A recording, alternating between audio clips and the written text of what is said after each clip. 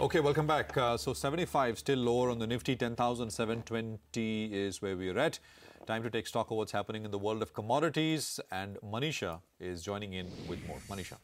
Thank you so much for that, Prashant. Well, it really seems to be the China trade data that is impacting the commodity prices early Monday morning. If you look at the overall trade data, that shows weakness in imports and exports as well. It's 4.5% of a decline year-on-year basis when you look at the exports for the month of December in China, which is the weakest in 2 years. And when you look at the imports, that is down by 7% as well, the lowest since July 2016.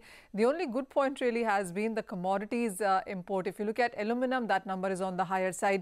When you look at the crude imports into China, that one is at 10.31 million barrels per day as well. So those numbers continue to be on the higher side. And that perhaps is a bit of a green that you can see in all of that China trade data. Apart from that, the U.S. rig count has continued to decline. The OPEC and the allies output cuts also continue, but the demand concerns still are into the market, and that is impacting the equity markets in this region and the crude oil prices as well, seeing a bit of a profit taking after those 5-week highs where we saw the Brent prices gain up by 10% and U.S. crude as well up in double digits in the previous week. So some profit taking coming in from those levels and the strength in U.S. dollar as well weighing onto those prices. But Ms. Vin Mahesh now joins us to talk more about that. Now, Ms. Vin, hi. What a couple of first weeks we have seen for the month of Jan. Back-to-back 8 to 10% of gains in both of these weeks. This week, of course, has started with some decline.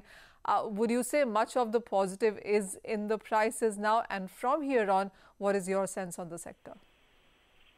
Yes, I think the volatility really reflects how uncertain fundamentals are for this year in terms of what the market's pricing in on Iran waivers, on demand, as well as on U.S. shale supply. So these three things are almost as if one would look at in a black box at the moment. So I think that's part of the reason why we are having these large swings. And in terms of liquidity as well, if you look at contracts traded on Brent crude since the start of the year relative to last year, they're fairly low, and that is a worrying sign in terms of conviction in the market, I'd say.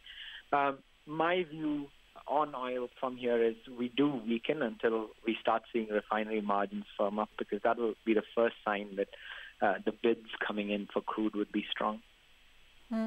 Ms. Vin, also, what is your sense of the prices then? I mean, we did 60 and we did levels above that also, but we haven't been able to hold on to those levels. 60, 65 is the kind of level that we've been hearing in from most experts, that this is where the crude prices will consolidate for the near term, for this quarter. Would you say that it majorly is going to be perhaps $5 up and down from here?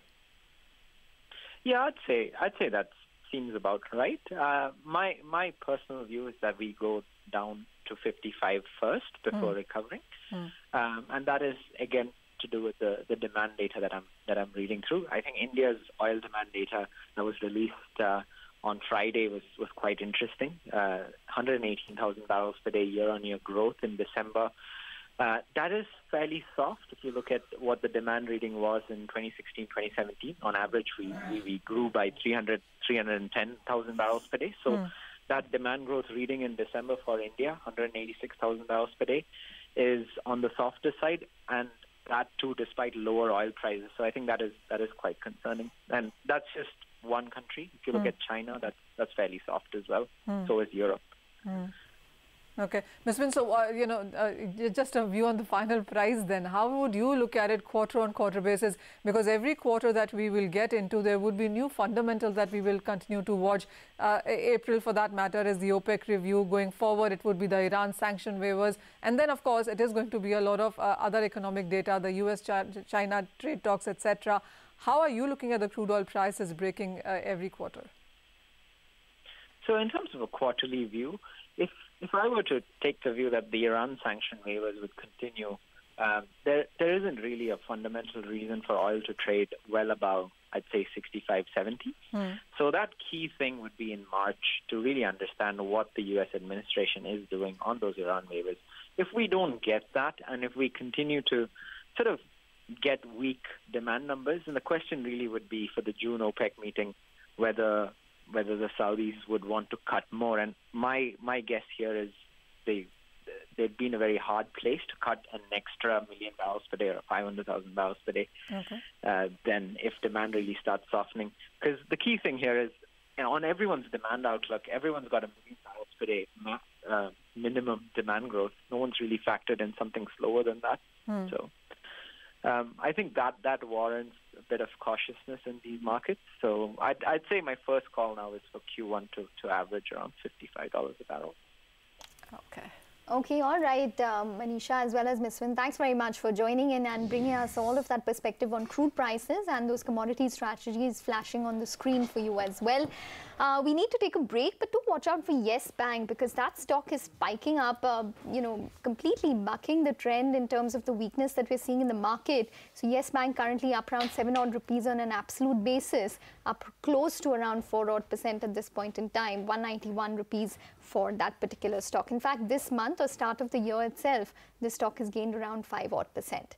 We'll take a break, but before that, here is a quick note for our viewers. With the new rules for DTH and cable coming into effect, from Feb 1st, you have to choose the channels you wish to watch by Jan 31st. So to keep watching India's #1 English business news channel, CNBC TV 18, call your cable or DTH operator and ask for the Colors Family Pack, inclusive of 24 channels available for 35 rupees per month, or subscribe to the channel for 4 rupees per month. To keep watching the leader in global market and business news, CNBC TV 18 Prime HD, call your cable or DTH operator and ask for the Colors Family HD Pack, inclusive of 25 channels available for 50 rupees per month, or subscribe to the channel for 1 rupee per month.